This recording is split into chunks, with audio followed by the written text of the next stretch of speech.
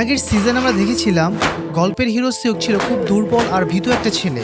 স্কুলে চাও নামের এক অহংকারী বক্সিং চ্যাম্পিয়ন তার উপর অমানসিক অত্যাচার করত, কিন্তু একদিন সে অত্যাচার সহ্য করতে না পেরে সিউক রাগের মাথায় চাওয়ের একটা চোখে কলম ঢুকিয়ে তাকে অন্ধ করে দেয়, যার ফলে সিউকের 3 বছরের জেল হয়ে যায়। জেলে গিয়েও সিউক পদে পদে মার খাচ্ছিল, কিন্তু সেখানে তার পরিচয় হয় হ্যান নামের এক দুর্দর্শ প্রাক্তন বক্সিং চ্যাম্পিয়নের সাথে, যে কিনা খুনের দায়ে জেলে যাবজ্জীবন সাজা খাটছিল। হ্যানের কঠোর আর হাড়ভাঙ্গা ট্রেনিং এ সিউক নিজেকে একটা দুর্বল ছেলে থেকে এক ভয়ঙ্কর ফাইটারে পরিণত করে। সেই জেলের বড় বড় লিডার যেমন শিনমিন, হানসিয়ং আর লিভনকে ফাইটে হারিয়ে তাদের নিজেদের বেস্ট ফ্রেন্ড বানিয়ে নেয়। 3 বছর পর জেল থেকে বের হওয়ার পর সিউক দেখে চাও তার জন্য প্রতিশোধের আশায় অপেক্ষা করছে, কিন্তু সিউক এবার আর ভয় পায় না, বরং এক রক্তক্ষয়ী ফাইটে চাওকে হারিয়ে দেয়। আর সেখান থেকে শুরু হয় সিউকের এক নতুন জীবনের লড়াই। তো এই ছিল আগের সিজনের কাহিনী। এবার চলো দেখি সিউক আর তার বন্ধুরা জেলের বাইরে এই নিষ্ঠুর দুনিয়ায় কিভাবে সার্ভাইভ করবে। এবার গল্পের বর্তমানে ফিরে আসি। গল্প এখান থেকে 6 মাস এগিয়ে যায়। আমরা দেখতে পাই সিউকের জন্য জেলের বাইরে জীবনটা একেবারেই সহজ নয়। মানুষ তাকে একজন ক্রিমিনাল বা অপরাধীর চোখে দেখে এবং তার সাথে পদে পদে বৈষম্য করে। অবস্থা এতটাই খারাপ হয়ে যায় যে তাকে সাধারণ মানুষের মতো একটা বাসে চড়া পর্যন্ত অনুমতি দেওয়া হয় না। অন্যদিকে তার বাকি বন্ধুরাও জেল থেকে বাইরে চলে এসেছে। হ্যান রাস্তার পাশে একটা ফুড স্টল খুলেছে। হ্যানসিং একটা কনস্ট্রাকশন সাইটে দিনমজুরি কাজ করে এবং ফাঁকা সময় ইউনিভার্সিটিতে যাওয়ার জন্য পড়াশোনা করে। শিনমিন জিমে প্রচুর ঘাম জড়াচ্ছে, আর সিউক তো কোনো বিরতি ছাড়াই প্রতিদিন পাগলের মতো ট্রেনিং করে যাচ্ছে। এই 4 জন মিলে সিদ্ধান্ত নেয় যে দুনিয়া তাদের যতই খারাপ ভাবুক না কেন তারা হার মানবে না এবং নিজেদের দমে ভালো কিছু করেই দেখাবে। এদিকে সিউক জেলে গিয়ে তার পুরনো মাস্টার হ্যানের সাথে দেখা করে এবং তাকে জানায়, আমি একটা কাজ পেয়েছি, আমি এখন একটা জিমে ক্লিনারে কাজ করছি। সেখানে খাওয়া দাওয়া একদম ফ্রি, স্যালারি দিয়ে ঘরের ভাড়াও উঠে যায়। এই চাকরির জন্যই আমি আমার ট্রেনিংটা কন্টিনিউ করতে পারছি। আমার স্বপ্ন হলো একজন প্রো বক্সার হওয়া। রাস্তাটা কঠিন, কিন্তু আমি থামবো না, ঠিক সেই শার্কের মতো যে কখনো সাঁতার কাটা বন্ধ করে না। মাস্টার হ্যান সিউককে নিয়ে বেশ চিন্তিত ছিলেন, কারণ সে বয়সে ছোট আর তার অভিজ্ঞতাও কম। তিনি সিউককে বুঝিয়ে বলেন, মনে রেখো বিপদ কখনো তোমার পিছু ছাড়বে না, সবসময় অ্যালার্ট থেকেও, কোনো তাড়াহুড়ো করবে না আর ইমোশনাল হয়ে কোনো সিদ্ধান্ত নেবে না। শুধু নিজের ট্রেনিং এ ফোকাস করো, আমি সবসময় তোমার সাথেই আছি। সিউক জিম থেকে ফিরে আসে, যেখানে সে প্লেয়ারদের সাহায্য করে। সেখানে একজন কোচ একজন ফর্সা সাদা বক্সারকে ট্রেনিং দিচ্ছিল। এই বক্সারটা ছিল সাংঘাতিক রকমের ভায়োলেন্ট। প্র্যাকটিসের পর কোচ যখন সবাইকে জিজ্ঞাসা করে যে কে এর সাথে লড়বে, তখন ভয় কেউই রাজি হয় না। সবার ভয় ছিল যে এই লোকটা হয়তো জানেই মেরে ফেলবে। তখন ওই বক্সার চরম অহংকার নিয়ে বলে, যদি স্পেয়ারিং এর জন্য কেউই না মেলে তবে আমি কোনো টাকা দেব না। বাধ্য হয়ে কোচ তখন ক্লিনার সিউককে ডেকে পাঠায়। ওই বক্সার সিউককে দেখে তাচ্ছিল্য করে হাসতে হাসতে বলে, এই পুচকে কি লড়বে, ও তো আমার পাঞ্চিং ব্যাগ হবে। সিউক লড়াইয়ের জন্য রেডি হয়ে যায়। যেই না বক্সারটা সিউককে অ্যাটাক করে, সিউক দুর্দান্ত রিফ্লেক্সের সাথে দ্রুত সেখান থেকে নিজেকে বাঁচিয়ে নেয়। এটা দেখে কোচ সিউককে সেফটি গিয়ার দেয় যাতে ফাইট শুরু হতে পারে, কিন্তু সিউক সব সেফটি গিয়ার পরে না। সে শুধু গ্লাভস পরে রিংয়ে নামে।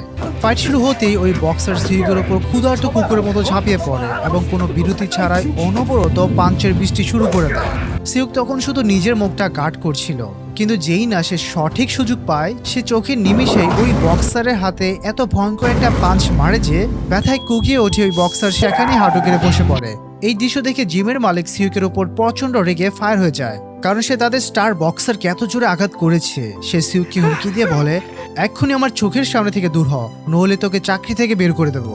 একটু পরে আমরা জানতে পারি ওই বক্সারটার নাম হলো সান, আর সে লুকিয়ে লুকিয়ে ইলিগাল বক্সিং ম্যাচ খেলে। এই ম্যাচগুলো একটা মোবাইল অ্যাপে লাইভ টেলিকাস্ট করা হয়, যেখানে বড় বড় ধনী ব্যক্তিরা কারিগরি টাকা বাজি ধরে। শানের ফাইট আজ ট্যাঙ্ক নামের এক ফাইটারের সাথে হওয়ার কথা ছিল এবং সবাই সেটার জন্য অপেক্ষা করছিল, কিন্তু হাতে মারাত্মক চোট লাগার কারণে শান আসতে পারে না। ম্যাচের অর্গানাইজাররা দর্শকদের শান্ত করার জন্য বলে যে তারা শানের বদলে একজন জবরদস্ত সাবস্টিটিউট নিয়ে আসবে এবং বেটিং এর টাকার পরিমাণ 10 গুণ বাড়িয়ে দেবে। এই কথা শুনে সবাই চরম এক্সাইটেড হয়ে যায় এবং অন্ধের মতো টাকা লাগাতে থাকে। ঠিক সেই সময় এন্ট্রি হয় নতুন ফাইটারের, আর সে অন্য কেউ নয়, সংসারে গ্যাংস্টার লিডার বা বিজনেসম্যান ইয়াং, যার জন্য সে কানা চাও কাজ করত। এই ম্যাচের রুলস ছিল ট্যাঙ্ক যদি রিংয়ে মাত্র 30 সেকেন্ড টিকে থাকতে পারে তবেই সে জিতে যাবে। বেশিরভাগ মানুষ ইয়াং এর উপর টাকা লাগিয়েছিল। রিংয়ে নেমে ইয়াং ট্যাঙ্কের কানের কাছে ফিসফিস করে বলে, আমি কথা দিচ্ছি তোর সব ধার দেন আমি মিটিয়ে দেব, শুধু আমাকে একটা পাঞ্চ মারতে দিবি আর নিজে থেকে হেরে যাবি। ম্যাচ শুরু হয়। ইয়াং তাকে মাত্র একটা কিক আর একটা পাঞ্চ মারে, আর তাতেই ট্যাঙ্ক মাত্র 10 সেকেন্ডের ভেতরে মাটিতে লুটিয়ে পড়ে। কিন্তু ইয়াং সেখানে থামে না, সে চরম নিষ্ঠুরতার সাথে ইচ্ছে করে ট্যাঙ্কের পা ভেঙে গুড়িয়ে দেয়। এদিকে সিউক যখন বাড়ি ফিরছিল তখন সে দেখে হ্যানসিং এর মুখের ওপর একজন লোক টাকা ছুঁড়ে মারছে। জানা যায় হ্যানসিং তার ছোটবেলায় এই লোকটাকে খুব জ্বালাতন করত এবং তাকে ছাদ থেকে লাফ দিতে বাধ্য করেছিল, যার ফলে ওই লোকটার পা চিরদিনের জন্য নষ্ট হয়ে গিয়েছিল। হ্যানসিং আজ নিজের পুরনো পাপের প্রায়শ্চিত্ত করার জন্য তাকে টাকা দিয়ে ক্ষমা চাইতে এসেছিল, কিন্তু ওই লোকটার রাগে টাকাগুলো ছুঁড়ে ফেলে দিয়ে বলে, এই টাকা দিয়ে তুই তোর পাপ ধুতে পারবি? সিওক হ্যানসিং এর কাছে যায় এবং তাকে জানায় যে আজ কিভাবে তাকে জিমের চাকরি থেকে বের করে দেওয়া হচ্ছিল। হ্যানসিং দীর্ঘশ্বাস ফেলে বলে, দোস্ত, জীবনটা সত্যি খুব কঠিন। এর জবাবে সিউক বলে, এই রাস্তা আমি নিজেই বেছে নিয়েছি, এখন যত বিপদই আসুক না কেন আমি আর পিছু হাঁটবো না। এরপর দুজন একসাথে সেখান থেকে বেরিয়ে যায়। পরদিন সকালে তারা হ্যানের রেস্টুরেন্টের দিকে যাচ্ছিল। মেট্রোর ভেতর সিউক হ্যানসিংকে বলে, আমি দেখলাম ওই লোকটা তোমার মুখের উপর টাকা ছুঁড়ে মারলো। সত্যি বলতে আমি যদি ওর জায়গায় হতাম তবে আমিও তোমাকে এত সহজে ক্ষমা করতাম না, কারণ বেচারা চিরতরে তার পা হারিয়েছে। তখন হ্যানসিং তার পকেট থেকে একটা ডায়েরি বের করে যেখানে ওই সব মানুষের নাম লেখা ছিল যাদের সে ছোটবেলায় কষ্ট দিয়েছিল। সে বলে, এখানে 31 জন মানুষের নাম আছে যাদের সবার কাছে আমাকে ক্ষমা চাইতে হবে, কিন্তু সমস্যা হলো এদের অনেকের চেহারা পর্যন্ত আমার মনে নেই। সিউক তখন রিয়ালাইজ করে যে হ্যানসিং আগে কতটা ভয়ঙ্কর আর নিষ্ঠুর ছিল, তাই তাকে সান্ত্বনা দিয়ে বলে, শুধু মন থেকে ক্ষমা চাও, হয়তো সময়ের সাথে সাথে তারা তোমাকে ক্ষমা করে দেবে। হ্যানসিং তাকে থ্যাঙ্কস জানিয়ে বলে, তোমার জন্য আমার ভেতরে এই সাহসটা এসেছে। আমার তোমাকে একটা খুব জরুরি কথা বলার ছিল, কিন্তু আগে আমি আমার হোমওয়ার্কটা শেষ করে নিই। সিউক জিজ্ঞেস করে, কিন্তু হ্যানসিং বলে, পরে বলবো। তারা যখন হ্যানের রেস্টুরেন্টে পৌঁছায় তখন হ্যান মজা করে হ্যানসিংকে পেটাতে শুরু করে, কারণ সে সবসময় সেখানে ফ্রি খায়। তিনজন একসাথে বসে প্রচুর হাসাহাসি আর মজা করে, যার ফলে তারা সারাদিনের সব ক্লান্তি আর টেনশন ভুলে যায়। ঠিক তখনই সেখানে এন্ট্রি হয় জি হাইয়ের, যে হ্যানসিং এর টিচার এবং এদের সবার খুব ভালো একজন বন্ধু। হ্যান খেয়াল করে যে সিউক বারবার জি হাইয়ের দিকে তাকাচ্ছে। সে বুঝে যায় যে জি হাইয়ের ওপর সিউকে ক্রাশ আছে, কিন্তু ঠিক তখনই পরিবেশটা একদম থমথমে হয়ে যায়। গ্যাং লিডার ইয়ং তার গাড়ি থেকে নেমে সোজা রেস্টুরেন্টের ভেতর ঢুকে সিউককে অফার দেয় তার হয়ে কাজ করার জন্য। আসলে 3 ঘন্টা আগে ইয়াং এর লোকেরা স্যানের গার্লফ্রেন্ড আর তার কোচকে তুলে এনেছিল, কারণ শান ইলিগাল ফাইটে উপস্থিত হয়নি। তারা ওদের সমুদ্রের মাঝখানে একটা ইয়টে নিয়ে যাওয়া করে। তখন ইয়াং জানতে পারে যে শ্যানের হাতে চোট লাগায় সে আসতে পারেনি। সে জিজ্ঞেস করে এই চোট কে লাগিয়েছে। শ্যান ভয়ে ভয়ে বলে, একটা ক্লিনার, ওর নাম সিওক। ইয়াং এটা শুনে রীতিমতো অবাক হয়ে যায়। সে বুঝে যায় সিওক কোনো সাধারণ ছেলে নয়, বরং একজন ভয়ঙ্কর ফাইটার। শ্যান প্রাণ ভিক্ষা চেয়ে বলে, আমাকে মাফ করে দিন, আর কখনো এমন হবে না। কিন্তু ইয়াং ঠান্ডা মাথায় জবাব দেয়, ভুল তো হয়ে গেছে, আর পরের বার বলে কিছুই হবে না, কারণ তুই আর আমার গ্যাংয়ে নেই। এরপর ইয়াং সানকে একটা অদ্ভুত প্রশ্ন করে, তুই সবচেয়ে বেশি কাকে বিশ্বাস করিস, তোর গার্লফ্রেন্ডকে নাকি তোর কোচকে? শান কোচের নাম নেয়। ইয়াং একটা সাইকোর মতো হেসে বলে, ঠিক আছে, একটা ছোট্ট টেস্ট নেওয়া যাক। যদি এই কোচ 10 সেকেন্ড পর্যন্ত টু শব্দ না করে চুপচাপ সহ্য করতে পারে তবে আমি তোকে জ্যান্ত ছেড়ে দেব। এই কথা বলে ইয়াং এক মুহূর্ত না ভেবে কোচের হাতটা ফুটন্ত গরম পানির একটা পাত্রের ভেতর ডুবিয়ে দেয়। যন্ত্রণায় কোচ চিৎকার করে ওঠে। তার মানে শান টেস্টে হেরে গেছে, আর ইয়াং চরম নিষ্ঠুরতার সাথে ওই 3 জনকে শেষ করে দেয়। তখনই ইয়াং এর খাস লোক কেন তাকে জানায় যে এই সিউকি সেই ছেলে যে চাওয়ের চোখ অন্ধ করেছিল এবং তাকে 1-in-1 ফাইটে হারিয়েছিল। এটা শুনে সিউককে পাওয়ার জন্য ইয়াং এর আগ্রহ আরো বেড়ে যায়। সে সিউকের সমস্ত ডিটেলস বের করে সোজা তার সাথে দেখা করতে পৌঁছে যায়। ইয়াং তাকে নিজের ভিজিটিং কার্ড দিয়ে বলে, আমার তোমার মতো একজন তাগড়া ফাইটার দরকার। 3 দিন পর একটা ফাইট আছে, সেখানে লড়লে এত টাকা পাবে যা তুমি স্বপ্নেও ভাবনি। কিন্তু সিউক বিন্দুমাত্র না ভেবে মুখের ওপর সোজা না করে দেয় এবং বলে, ইয়াং পুরোপুরি শকড হয়ে যায়, কারণ আজ পর্যন্ত কেউ তার মুখের ওপর না বলার সাহস করেনি। রাগে ফুঁসতে ফুঁসতে সে সিউকের ওপর প্রতিশোধ নেওয়ার প্ল্যান বানায়। পরদিন জি হাই ফোনে সিউকের সাথে কথা বলছিল। ঠিক তখনই তার নজর পড়ে এক প্রেগনেন্ট মহিলার দিকে, যাকে দেখে মনে হচ্ছিল সে বেশ সমস্যায় আছে। জিহাই ফোন কেটে তার সাহায্যে এগিয়ে যায়। মহিলা তাকে তার ব্যাগটা গাড়িতে রাখতে বলে। জিহাই যখন সাহায্য করছিল ঠিক তখনই অবাক করা কাণ্ড, ওই প্রেগনেন্ট মহিলা পকেট থেকে সিগারেট বের করে টানতে শুরু করে এবং অদ্ভুত সব আচরণ করে। জিহাই কিছু বুঝে ওঠার আগে পেছন থেকে একটা লোক এসে তাকে জোর করে একটা অ্যাম্বুলেন্সের ভেতর কিডন্যাপ করে ফেলে। গাড়ির ভেতরে উঠেই ওই মহিলা প্রেগনেন্ট বেলি খুলে ছুঁড়ে ফেলে দেয়। জিহাই বাঁচার জন্য সেখানে রাখা একটা ফায়ার এক্সটিংগুইশার তুলে লোকটার গায়ে মারে, কিন্তু গাড়ির দরজা লক করা ছিল। তখন পার্ক নামে ওই সাইকো মহিলাটা জিহাইকে এত জোর আঘাত করে যে সে সাথে সাথে অজ্ঞান হয়ে যায়। অন্যদিকে সিউক তার বন্ধুদের সাথে প্র্যাকটিস করছিল। হ্যান তাকে দেখে বলে, প্রথমবার যখন আমি ওকে জেলে দেখেছিলাম ভেবেছিলাম এটা একটা দুর্বল পুচকে ছেলে, কিন্তু ও নিজের পরিশ্রমে সবাইকে ভুল প্রমাণ করেছে আর আমাদের সবাইকে বন্ধু বানিয়ে নিয়েছে। ঠিক তখনই সিওকের ফোনে একটা ভিডিও মেসেজ আসে। ভিডিওতে জিহাই কাঁদছিল আর বাঁচার জন্য সাহায্য চাইছিল। সিওকের ভেতরটা কেঁপে ওঠে। সে বুঝে যায় এটা ইয়াং এর কাজ। রাগে হিতায়ত জ্ঞান শূন্য হয়ে সে সেখান থেকে বের হতে যায়, কিন্তু হানসিয়ং তাকে আটকে বলে, শান্ত হও। ইয়াং ঠিক এটাই চায় যে তুমি তোমার কন্ট্রোল হারিয়ে ফেলো। আমরা সবাই তোমার সাথে আছি। তারা পুলিশকে ফোন করে, কিন্তু মামলা ক্লিয়ার না থাকায় পুলিশ কোনো সাহায্য করে না। ঠিক তখনই জিহাইয়ের ফোন থেকে একটা লোকেশন পপ আপ করে, যেটা একটা পুরনো পরিত্যক্ত বিল্ডিং এর ছিল। তার 4 জন দ্রুত সেখানে পৌঁছায় এবং আলাদা আলাদা হয়ে জিহাইকে খুঁজতে শুরু করে, কিন্তু সেখানে কাউকে পাওয়া যায় না। সিওক আবার জিহাইয়ের নাম্বার ডায়াল করে এবং বিল্ডিং এর ভেতর থেকে রিংটোন শুনতে পায়। আওয়াজ ফলো করে সে সামনে এগোতেই থাকে। 2 জন লোক জিহাইকে বেঁধে রেখেছিল। লোকগুলো জিহাইয়ের গায়ে হাত দেওয়ার আগে সিওক আর হ্যানসিয়ং সেখানে পৌঁছে যায়।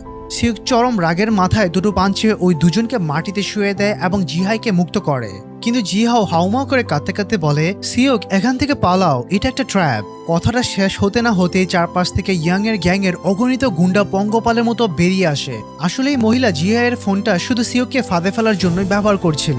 সিওক আর হ্যানসিং মিলে যান বাজি রেখে লড়াই করার চেষ্টা করে, কিন্তু শত্রুর সংখ্যা এতই বেশি ছিল যে তারা শেষমেশ হেরে যায়। গ্যাংয়ের লোকেরা তাদের মুখে কাপড় পেঁচিয়ে অন্ধ করে দেয় এবং কিডন্যাপ করে নিয়ে যায়। ঠিক তখনই বাড়ি থেকে হ্যান আর শিনমিন গ্যাংয়ের গাড়িগুলোকে বের হতে দেখে ফেলে এবং তাদের পিছু নেয়।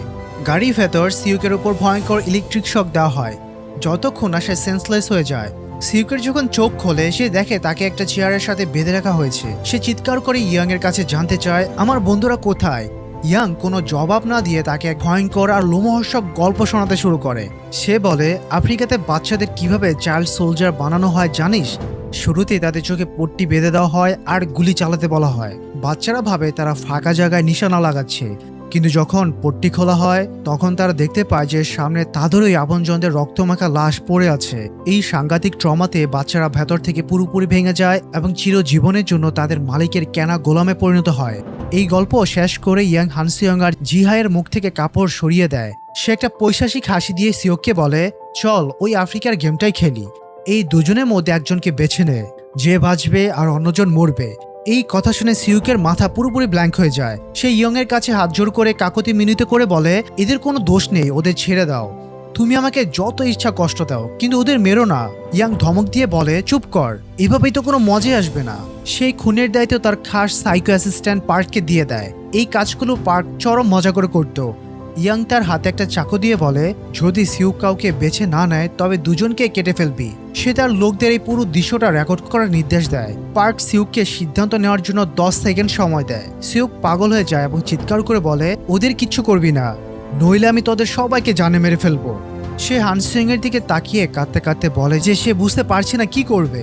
ঠিক 10 সেকেন্ড হতেই পার্ক হানসিয়ং এর মারার জন্য চাকু নিয়ে সামনে এগিয়ে যায়, কারণ সিউক হানসিয়ং এর নাম ধরে ডাকছিল। কিন্তু ভাগ্য সহায় ছিল, পার্কের চাকুটা ভুল করে হানসিয়ং এর হাতের দড়ি সে অংশটা কেটে দেয় যেখান থেকে সে বাধা ছিল। 1 সেকেন্ডও দেরি না করে হানসিয়ং নিজেকে ছাড়িয়ে নেয় এবং পার্ককে ধাক্কা মেরে দুজন গার্ডকে নিমিষের মধ্যে মাটিতে শুয়ে দেয়। পার্ক আবার চাকু নিয়ে তার উপর হামলা করতে আসে, কিন্তু হানসিয়ং তার খালি হাত দিয়ে চাকুটা খপ করে ধরে ফেলে এবং উল্টো পার্কের ওপরই অ্যাটাক করে বসে। হ্যানসিয়ং পার্ককে নিচে ফেলে দিয়ে দ্রুত সিউক আর জিহাইয়ের দড়ি খুলে দেয়। তারা 3 জন সেখান থেকে পালানোর চেষ্টা করে, কিন্তু পার্ক বিল্ডিং এর সমস্ত গার্ডদের তাদের আটকানোর অর্ডার দেয়। হানসিয়ং তখন গার্ডদের আটকে রাখার ডিসিশন নেয় যাতে সিউক আর জিহাই পালাতে পারে। এই হুড়হুড়ির মধ্যে ফাইট করতে করতে সিউক সিঁড়ির নিচে পড়ে যায়। হানসিয়ং তাকে বাঁচাতে গেলে একজন গার্ড তাকে দেওয়ালের সাথে চেপে ধরে। সিউক প্রায় সেন্সলেস হতে যাচ্ছিল, ঠিক তখনই জিহাই একটা ফায়ার এক্সটিংগুইশার দিয়ে গার্ডের মাথায় সজোর আঘাত করে।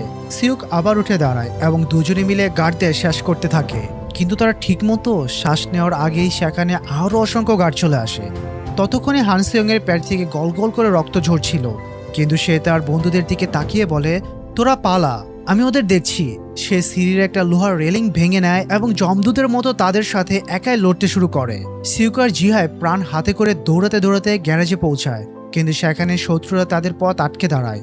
সিউকের মনে হচ্ছিল এবার হয়তো সব শেষ, কিন্তু তখনই সেখানে ব্যাকআপ হিসেবে এন্ট্রি হয় হ্যান আর শিনমিনের।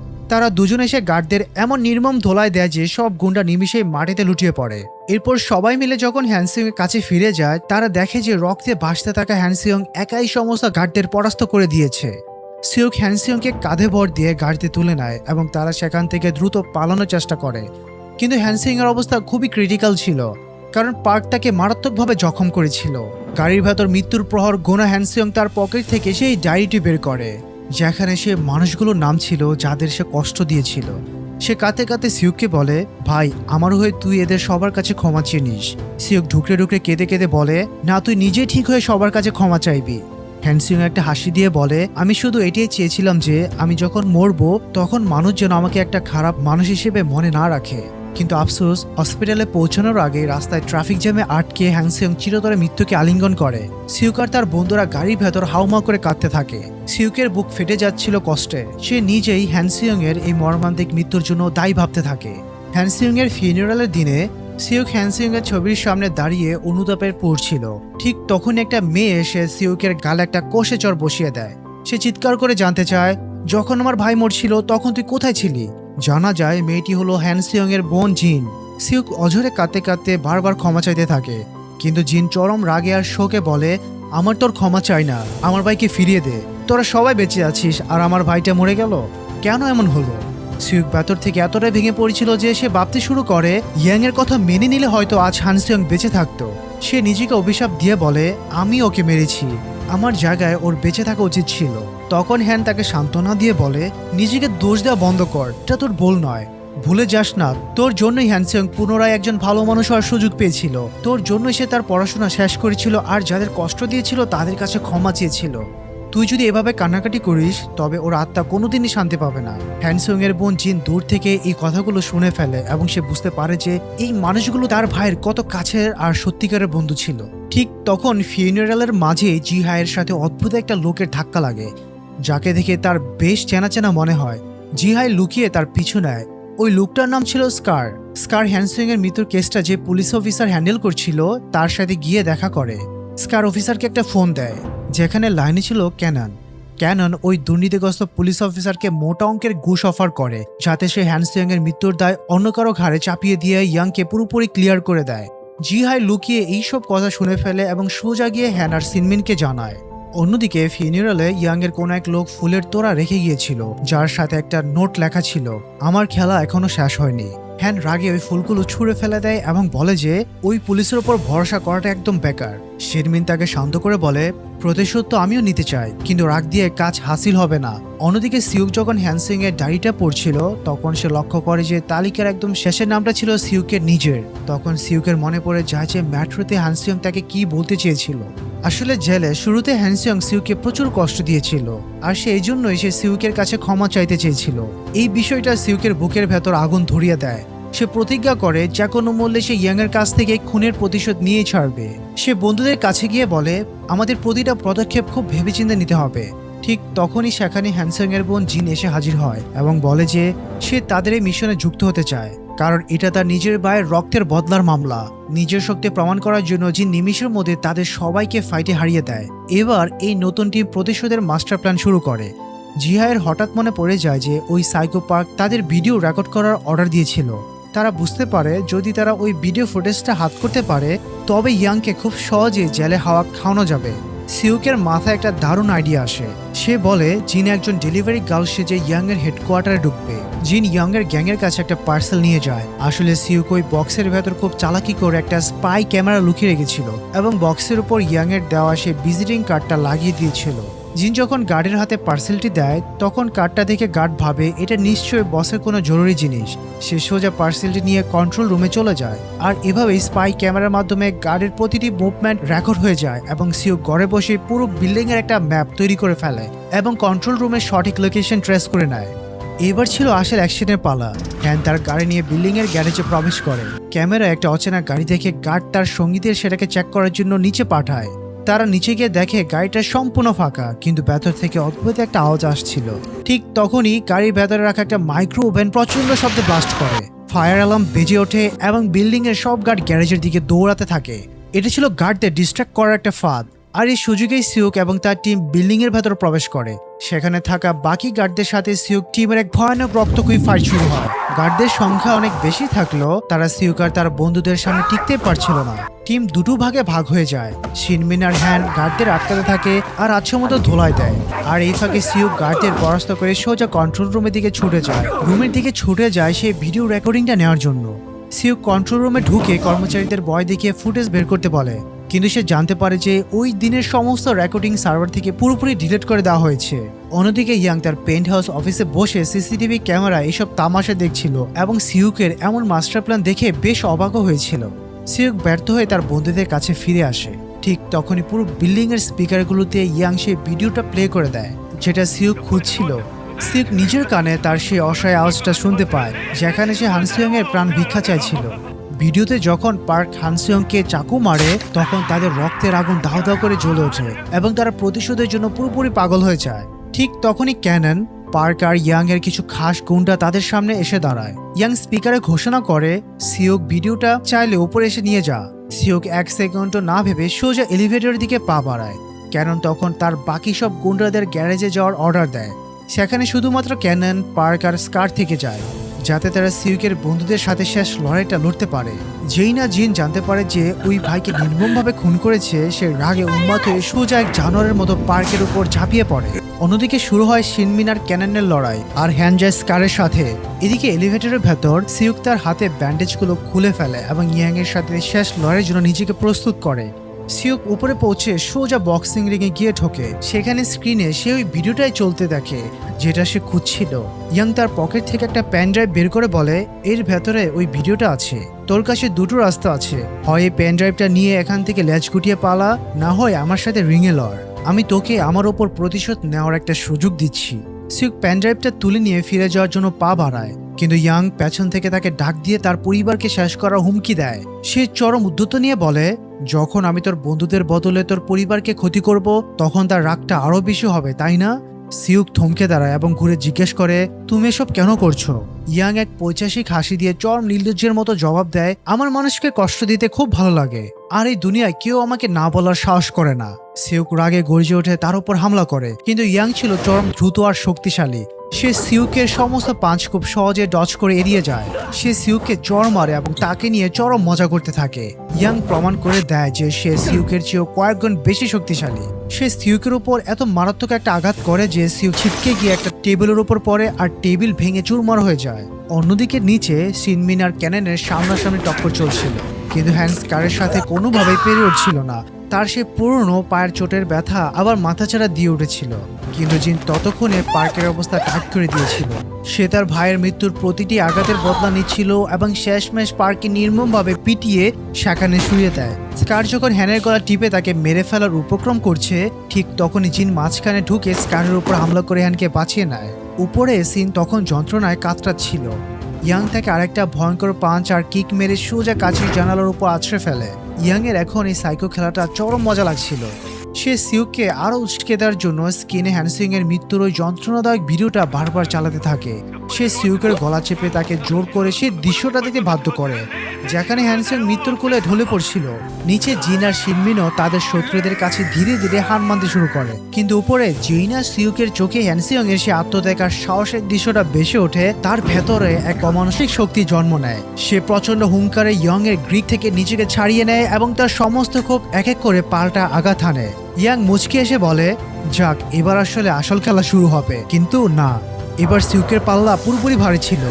সে ইয়ং এর উপর পাল্টা জমদূতের মতো চেপে বসে। একটা সময় এমন আসে যখন সিউক চাইলে ইয়ং এর পাটা ভেঙে গুড়িয়ে দিতে পারত, কিন্তু সে তা করে না। সে ইয়ং এর মুখের উপর বৃষ্টির মতো পাঞ্চ মারতে থাকে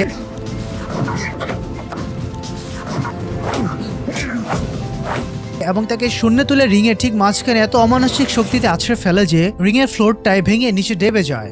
অন্যদিকে স্কারের সাথে লড়তে গিয়ে জিনের একটা হাত ভেঙে যায়, কিন্তু হ্যান সঠিক সময় এসে তাকে বাঁচিয়ে নেয়। হ্যান তার সমস্ত শক্তি দিয়ে স্কারের উপর ঝাঁপিয়ে পড়ে এবং তার গলা এমন ভাবে চেপে ধরে রাখে যাতে জিন একটা মোক্ষম সুযোগ পায় এবং সে স্কারকে পুরোপুরি শেষ করে দিতে পারে। অন্যদিকে শিনমি নিজের জীবনের শেষ বিন্দু শক্তি দিয়ে ক্যাননকে পরাস্ত করে দেয়। আর উপরে সিউক আর ইয়াং এর রক্তক্ষয়ী ফাইট তখনও শেষ হয়নি। দুজন দুজনকে পাগলের মতো পাঞ্চ মারছিল।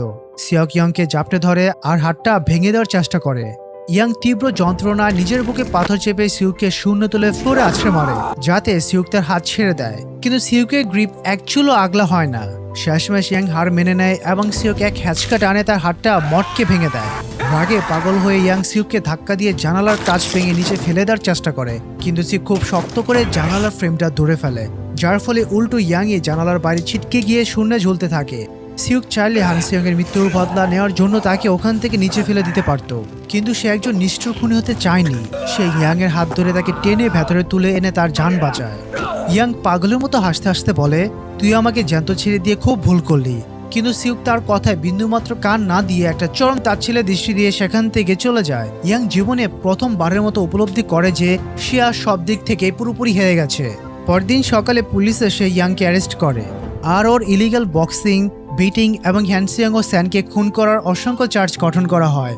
এরপর সিউক হ্যানসিয়ং এর ডায়েরিটা হাতে নেয় এবং সেখানে থাকা প্রতিটা মানুষের কাছে গিয়ে হ্যানসিয়ং এর হয়ে ক্ষমা চায়।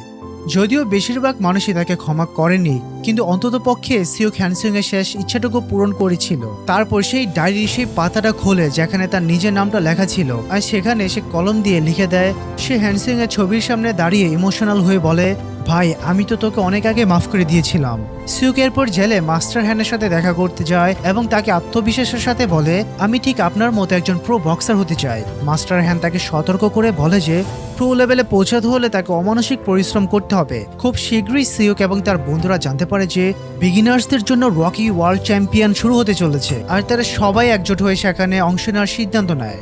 গল্পের একদম শেষ দৃশ্যে আমরা দেখতে পাই ইয়াং এর সেই একই জেল আনা হয়েছে যেখানে মাস্টার হ্যান বন্দি আছে, আর দুজনে একে অপরের দিকে তাকিয়ে এক রহস্যময় হাসি দেয়। আর ঠিক এখানেই এক দারুণ সাসপেন্সের মধ্য দিয়ে শার্ক সিজন 2 গল্প এখানেই শেষ হয়ে যায়। তো এই ছিল শার্ক সিজন 2 এর রুদ্ধশ্বাস কাহিনী।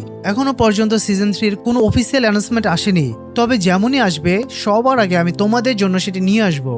ভিডিওটি যদি তোমাদের একটু থ্রিল দিয়ে থাকে তবে আমাদের 10,000 লাইকের টার্গেটটা পূরণ করতে সাহায্য করো।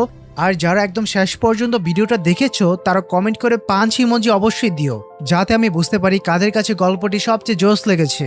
আর সাবস্ক্রাইব কিন্তু করে রেখো, কারণ আমাদের টার্গেট এই চ্যানেলটা 1 লাখ সাবস্ক্রাইবারে নিয়ে যাওয়া। সো আশা করছি তোমরা সবাই আমাকে সাপোর্ট করবে। তো দেখা হচ্ছে পরের ভিডিওতে, ততদিন ভালো থাকবে, সুস্থ থাকবে, আল্লাহ হাফেজ।